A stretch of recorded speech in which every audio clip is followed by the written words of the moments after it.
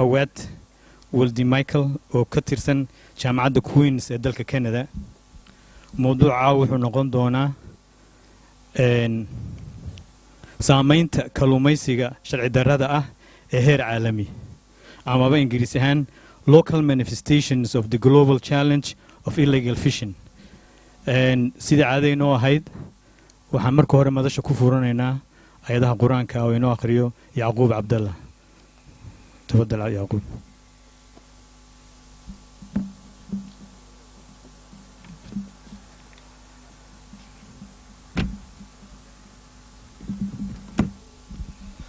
أعوذ بالله السميع العليم من الشيطان الرجيم. بسم الله الرحمن الرحيم.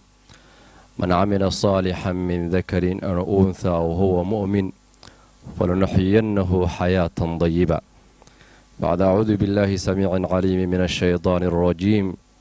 وضرب الله مثلا قرية كانت آمنة مطمئنة يأتي رزقها رغدا من كل مكان فكفرت بما أنعم الله فأذاقها الله لباس الجوع والخوف بما كانوا يصنعون.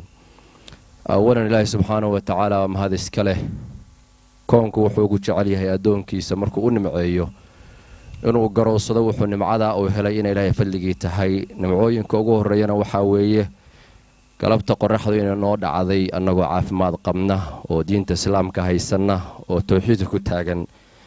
fadli Ilaahay weeye. nabi maxamed sallallahu alayhi wasallam waa uu sheegay in iimaanayso zaman kaayaga qorraxdu u soo baxdo galabtii u dhacaysa asagoo laga yaabo inuu diinta banaanka ka yahay. nimca Ilaahay subhanahu wa ta'ala weeye. doorasho annagoo aan leenahay iyo garasho aan leenahay maaha. marka koobaad waajib waxayna ku ah dhammaan nimcooyinka Ilaahay subhanahu wa ta'ala oo aan tirin karin Ilaahay uga mahadino qul alxamdulillah. labada aayadood midna ruuxiyadeena la hadlaysa waxay noo sheegaysaa noloshu waxa ay furaheedu yahay oo Ilaahay subhanahu wa ta'ala rag iyo dumar labadaba uu la hadlay isagoo mu'minna qofkii amal saalix la yimaada Ilaahay subhanahu wa ta'ala wuxuu u ballan qaaday nolol wanaagsan inuu nooreynayo. noloshaasi waa mid risaaqad leh oo caafimaad leh oo barako leh oo amni leh oo caafimaad leh oo xifdin leh. caaw halkan waxaan kaga hadlaynaa waxa weeye khayraad Soomaali ay lahayd oo baylaha noqday marka ay Soomaali ayadu tabardarre ay ku difaacan weeday. Ilaahay subhanahu wa ta'ala abaalka uu ku leeyahay waxa kamid ahayd markii koobaad annagoo Carabiyiina oo dawladnimada casriga ka fog ayuu Ilaahay subhanahu wa ta'ala wuxuu siiyay awood aan gumaysi iskaga kicinay. amni ayuuna nagu irsaaqay. deetana amniga iyo irsaaqadaasi waxaan u bedelanay waxaan isaga sheekaynayn oo qaran inaan ka dhumiyay.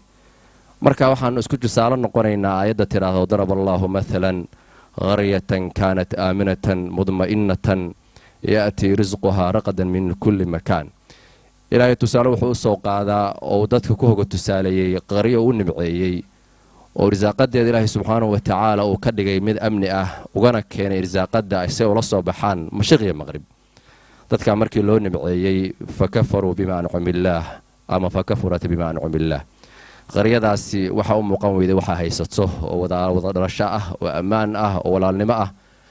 haddii la istuhumo oo dadku istuhmaan oo qulubta aadanuhu ay kala tagtana waxa kala taga awoodda dadku ay leeyihiin. markaas Ilaahay subhanahu wa ta'ala wuxuu uga nimceeyay la tusaa oo loo feedaa ayaga iyo dhaxdooda xijaabka waxa u dhaxeeya la qaadaa. waxaana waxa ugu horeeyay libaas al-juu'i wal khawfi bima kaanu yasnaun. gaajada iyo cabsida ayaa labadaas ayaa loo kala wareegaa dadkaasi markay ku shukrin waayaan Ilaahay subhanahu wa ta'ala waxa uu siiyay. Soomaali maanta halkay mareysana waxa weeye markii walaalnimadu ay dhimatay oo aanu istuunsanahay annagoo aan garanay mid kale wuxuu ku tuunsan yahay ama gobolba gobol kale wuxuu ku tuunsan yahay ama shakhsiba shakhsi wuxuu ku tuunsan yahay. dawladnimadiina inooga soo aruurtay ama dadka hoggaanka ku soo aruurtay marka qaybtood qofku inuu camanayo oo wax tuhmayo oo kiisa kale oo talada leh oo lacninayo oo carabka ku durayo waxa isku hayaan hadaa istiraahday sheekh Soomaali dhansana ay kula adkaanayso inaad xariiqdo ama aad soo qabato. taa marka waxay ka mashquulinaysaa wixii Ilaahay ku siiyay iyo qofka waxa isku ahayday inaad garowsato. awoodiina dhuntayna waxay keenaysaa inaad dantiino beelaha noqoto. marka waxaanu ka faa'iideynaa kitaabkan munazalka oo waliba labada aayadood ba labada suuratu nahl ay yihiin. waxaanu raadinayno meel dhow inay yaalaan. waa marka koobaad Ilaahay hadaanu ka cabsano Ilaahay waa inoo ballan qaaday noloshan inay inoo wanaagsanaanayso. waa amni aanu ku helayno caafimaad aanu ku helayno. mida labaad Ilaahay subhanahu wa ta'ala wuxuu inoo sheegay hadaan walaalnimadeena iyo midnimadeena iyo qarannimadeena adkeysan weynana inaanu helayno wax dad kale hortay ay heleen annana kaga digayo amni darro iyo caafimaad darro labadaas bilaahi subxaanahu wa ta'aala waxaanu ka baryeynaa amni xumada iyo caafimaad darradaas bilaahi inuu inaga roonaado oo midnimadeena uu soo celiyo oo salli wa sallim ala sayyidina wa nabiyina Muhammadin sallallahu alayhi wasallam aad ayaad mahadsan tahay aad ayuu mahadsan yahay Sheekh Yacquub Dr. Awed oo caawa inoogu marti madashan PDRC oo aanu kaga hadlayno ama la faguri doono local manifestation of the illegal fishing and amaba saameynta kalluumeysiga sharci-darrada Dr. Awed ama Professor Awed kuma cusba Somalia amaba Puntland waxa uu horay u yimid wadanka isagoo markaasi dhammaan qaybo badan oo Puntland soo maray isla markaasna isagoo markaasi qorayay buug uu kaga hadlayay Piracy-ga isagoo markaasi ka tirsanaa PDRC markaasi waxa uu shahaadada PhD oo cilmiga taariikhda uu ka qaaday Jaamacadda California UCLA isagoo isla markaana haysta amaba garyaqaan masters ku haysta culumta lawyernimada hadda waxa uu Dr. Awed uu ka tirsan yahay jaamacad ku taala dalka Canada oo la yiraahdo Queen's University Professor Awed is not new to Somalia or Puntland in particular. He's been here before while he was working and writing the book about piracy that has spent so much time in Somalia, particularly in Puntland along the coast. Marka ila soo dhaweeya Professor Awed maanta inala jooga laakiin marka hore waxaan u yeerayaa suu kelmadii furitaanka inoogu sheego Abdinaasir Yusuf oo furitaankii kelmadda PDRC halka inooga jeedin doona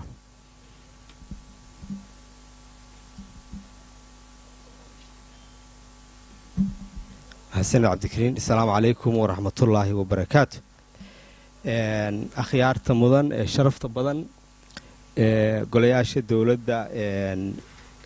أي ومدنيين دوقة عاصمة قروة قدية منها قدية دور الشذا dadweynaha iyo shacabka iyo mutacalimiinta iyo akhyaarta dhammaantiin salaam calaykum waraxmatullaahi wabarakaatu sharaf weyn bay noo tahay inaan halkaan caawa aynu ku kulanno inaadna soo ajiibtaan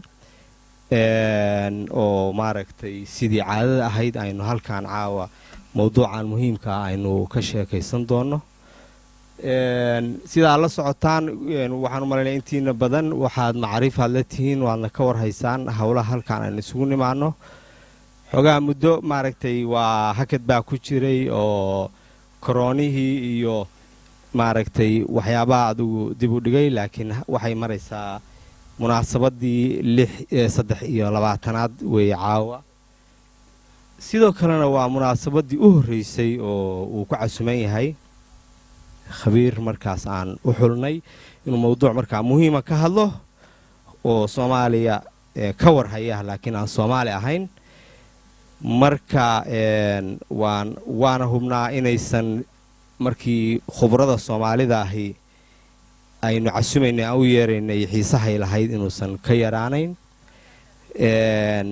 waxaan rajaynaynaa insha Allah in aad markaas isaguna uu عشر إيه محاضرة وكوبان وكبحين دونا موضوعة لكن أنت بدنا شيكادو أي دحمر الدونتو dadka ka soo qayb galay iyo soo jeediyaha Dr. Awed marka hore wuxuu sameyn doonaa soo jeedinta kooban ka bacdina waxa jiri doona su'aalo iyo jawaabo markaas dambe marka waxaan isku dayaynaa inaan fududeynta aan wax ka galno cidii u baahata markaas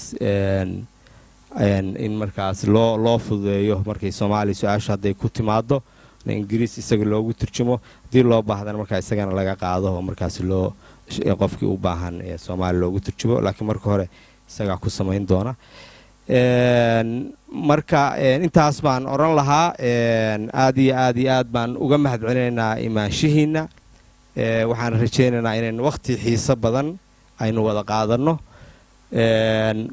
dadka halkan jooga wax cid walba isugu jiraan cid xiisaynaysa mawduuca cid wax ka qoraysa cid uu taabtay oo ka warhaysa cid su'aalaha qaybtood laga yaabo inay ku socoto marka waxaan rajaynaynaa inuu inoo fududaato oo ujeeddada aynu leenahay aynu ka gaarno annagana sharaf bay noo tahay inaan maaragtay aanu sabab u noqonno inaad maaragtay isu timaadaan aad iyo aad baad u mahadsantihiin cabdikariim kusoo dhawo aad baa mahadsan tahay cabdinaasir haddana waxaan u yeerayaa meeyarka magaalada garoowe oo caawa aynu dhammaanteen halkan kusoo dhaweynayno martina markaasi magaalada loogu yahay soo dhawo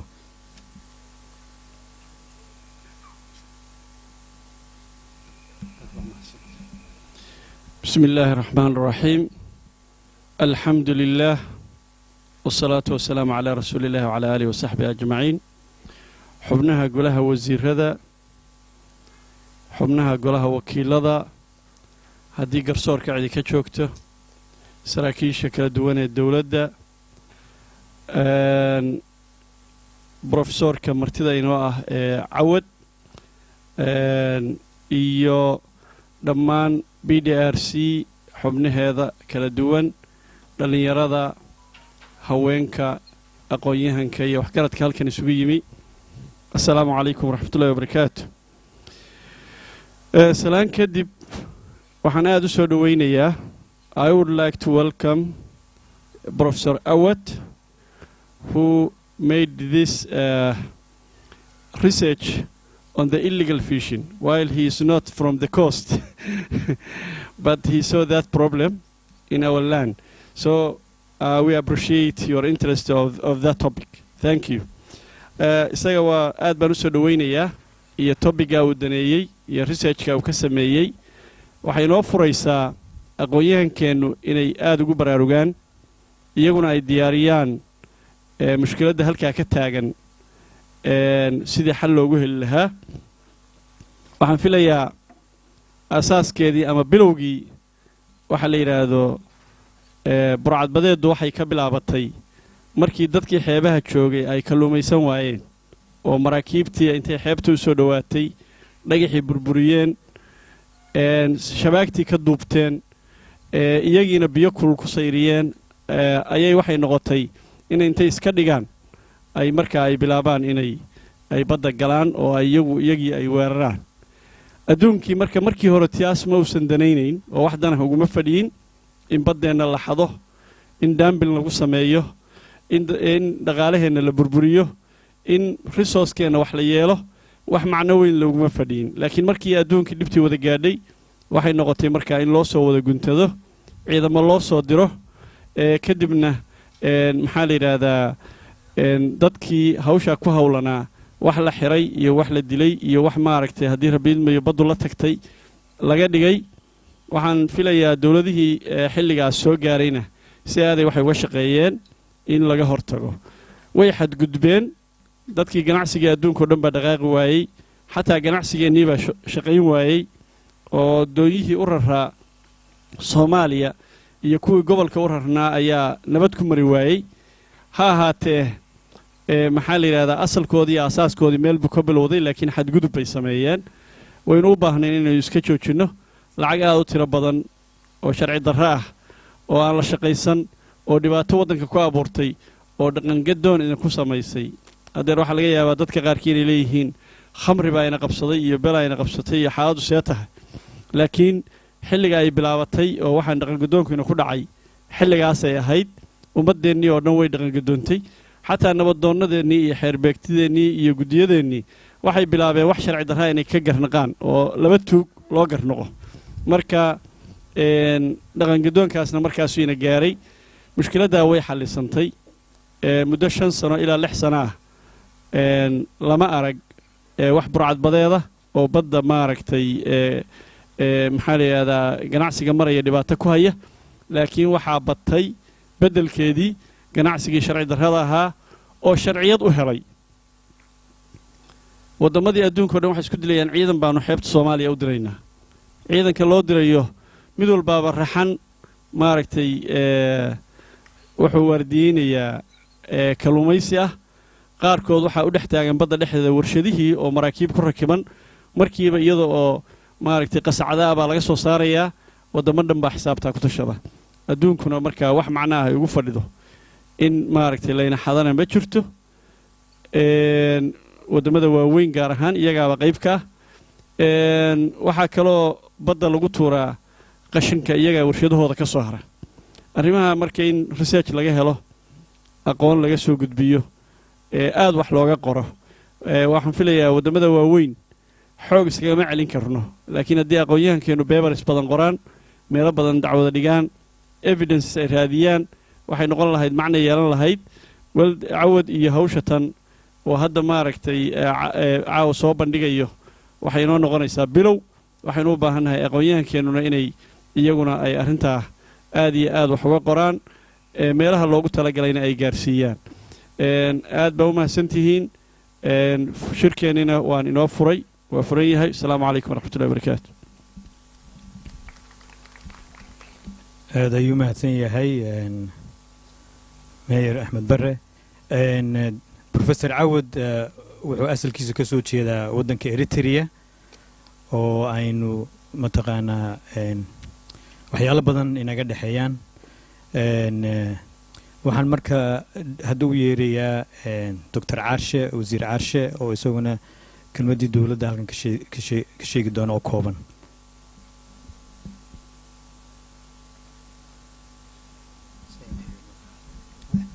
بسم الله الحمد لله والصلاة والسلام على رسوله وعلى آله وصحبه وسلم runtii waxaan ammaan ballaaran iyo bogaadin u soo jeedinayaa hay-adda cilmi baarista PDRC dadaalka iyo maaragtay aan kala go' lahayn ee ku wajahan maaragtay baraarujinta iyo soo gudbinta xogo badan iyo daraasaad angala badan oo kala duwan taabanaya runtii mawduuca caawa aynu u joogno oo isaguna maaragtay ah mawduuc laisma weydiinba oo xaqiiqdii hadda sida maayarka uu tilmaamay ay maaragtay baahi weyn loo qabo in wax laga ogaado adduunkana loo sheego oo qalin iyo waraaq lagu gaarsiiyo iyo codba marka runtii PDRC dadaalkaas aad baan u mahadinayaa weli maanta uu maaragtay dhaqankii hore la yaqaanayo luqadda Soomaaliga ahayd maanta aysan ku barnaamijka ku baxayne oo Ingiriis ku baxayo aynu gaarsiinay heer ah doodii in heer caalami ah heer gobol la gaarsiiyo runtii bogaadin ballaaran baan PDRC u jeedinayaa and I acknowledge Professor Awet's contribution on this absolutely crucial and important and timely topic. So I ask him to join on the podium and give his remarks. Thank you.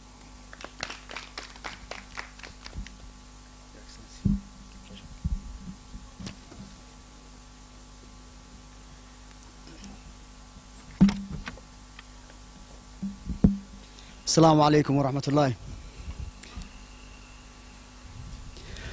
I would like to first start by thanking PDRC for inviting me to give this talk.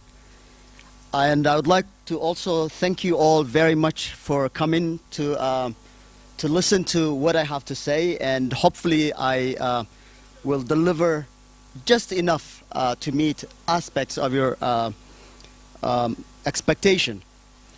I must tell you how incredibly proud I am to be standing on this podium tonight, especially because of the kind of people who came before me on this podium.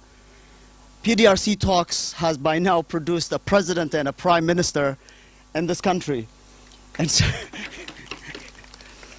I assure you I'm not running for political office. I am just a professor from Queen's University, but I am honored to be standing where they stood and share what little I know about a phenomenon that I'm sure all of you have lived through and the coastal communities continue to live through.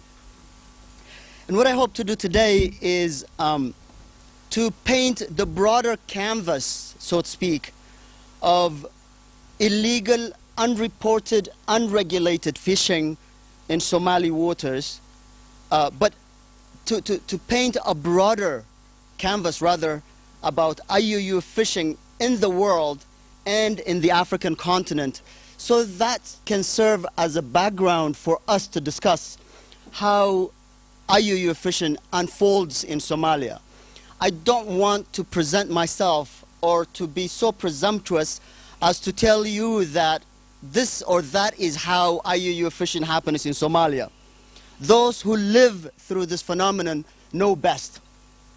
And in that context, my job is to listen and amplify and not to lecture.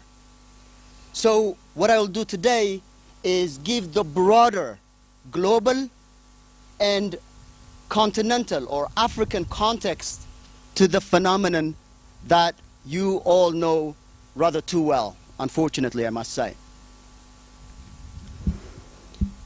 Illegal, unreported, and unregulated fishing is a global problem.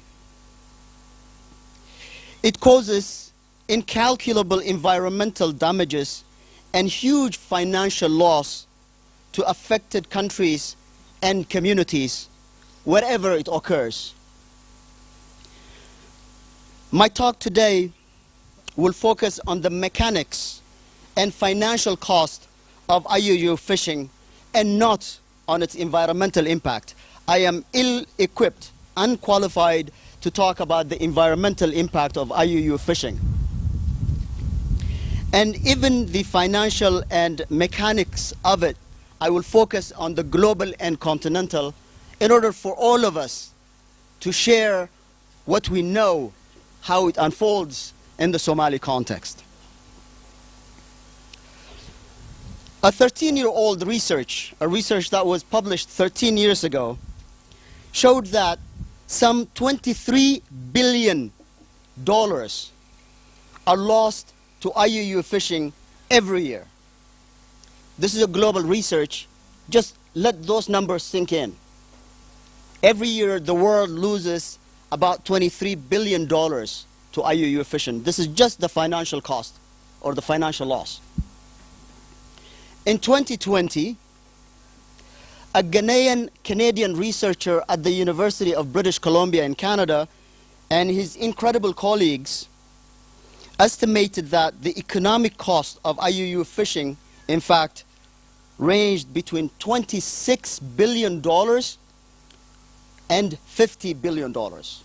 So in other words, it was escalating, it was getting worse. Or at least we knew more with time. So in 2020, the estimated global loss to IUU fishing is anywhere between 26 billion and 50 billion.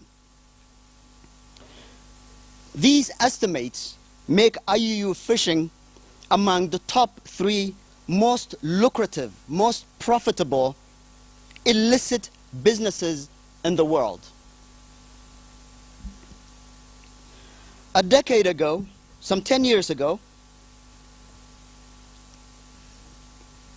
a conservative estimate of Africa's losses to IUU fishing was about 1 billion annually. And that is estimated to be a quarter of what Africa's fisheries cost or value. In 2020, the situation got worse. The estimated loss for Africa jumped to anywhere between 1.5 and $4 billion annually.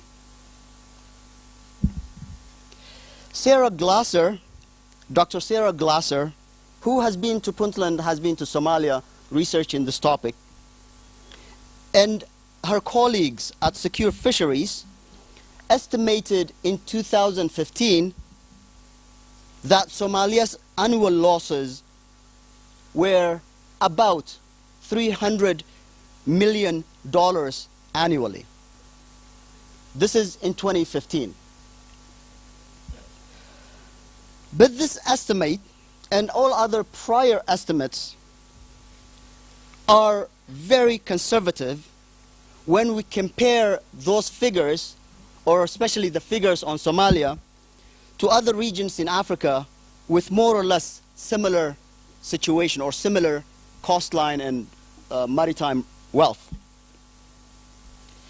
In 2020, the United Nations Food and Agricultural Organization, FAO,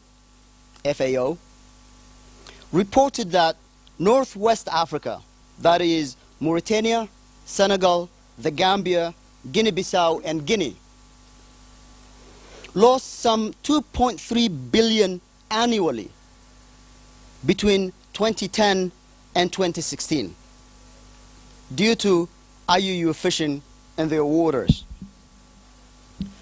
This region's coastline stretched over roughly 4,200 kilometers.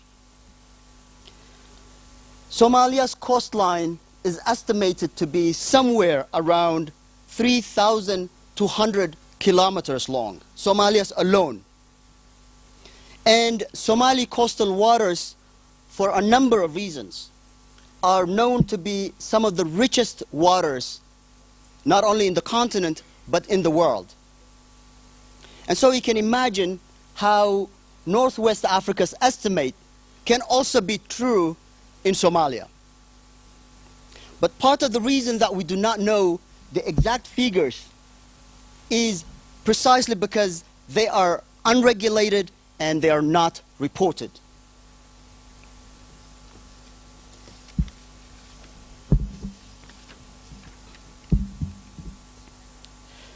And unfortunately, the situation globally and in Africa and Somalia are bleak.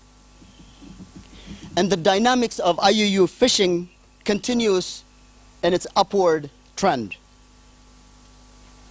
Part of the reason for this global problem is that developed countries give huge subsidies to their respective fisheries sector.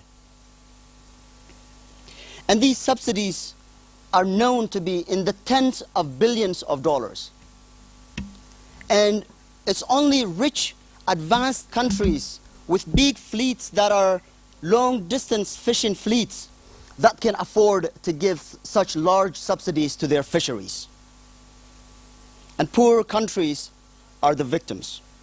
You hardly hear poor countries subsidizing their fisheries or even their agricultural systems. And the tragic part of this is that about 60% of these subsidies go to improve the fishing capacity of this really advanced fleets. So 60% going to further improve highly sophisticated, highly advanced fishing capacity means that they have even more capacity to go around the world, plunder the resources of the commons that belongs to the humanity. Okay? 10 years ago, the United Nations Special Rapporteur on the Right to Food, Olivier de Schutter, reported that the aggregate capacity of these fishing fleets in the world was at least twice more than the world oceans can sustain. Okay? So they are already overcapacitated. So much so that world oceans can only sustain half of that capacity. Yet advanced countries subsidize their fisheries in the tens of billions of dollars, 60% of which goes to improving their capacity.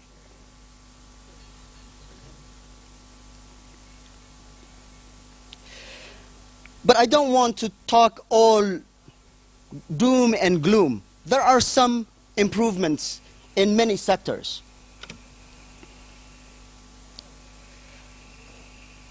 Even though there are appreciable improvements in the global maritime management, however, the overall trend of deterioration due to overexploitation has not improved much. But there is also another good news on this regard. Late last week, I think on Friday, the WTO, the World Trade Organization, reached a groundbreaking agreement banning subsidies to IUU fishing fishing of overfished or overexploited stocks, and fishing in high seas that are not under any regional management systems. This is a huge improvement, but it's unfortunately not going to benefit Puntland or Somalia for that matter, or a large part of Africa that suffers from IUU fishing for a number of reasons. For example, when we come to Somalia, the legality or illegality of fishing, in other words, fishing licenses, in Somali waters are complicated. One autonomous region gives license that the other does not recognize. The federal government issues licenses that the regions do not recognize. So that issue has not yet been resolved, and it's a big stumbling block. So what somebody considers legal, the other person or the other authority considers illegal.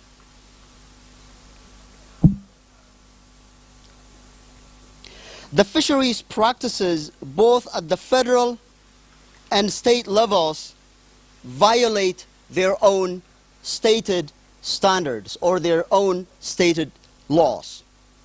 For example, both Puntland and federal laws prohibit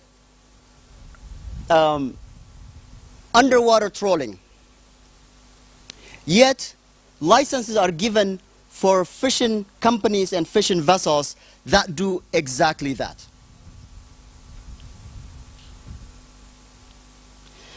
That is in part due to opaque dealings and downright corruption in the Somali's fisheries sector.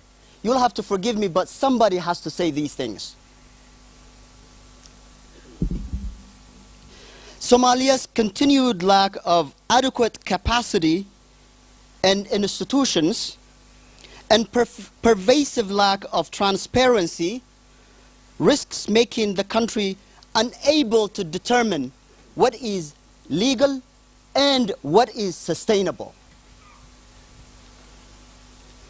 The fact that the kind of fisheries we're talking about is unregulated. All fish stocks or all fish types can be targeted for fishing, and some could risk going extinct.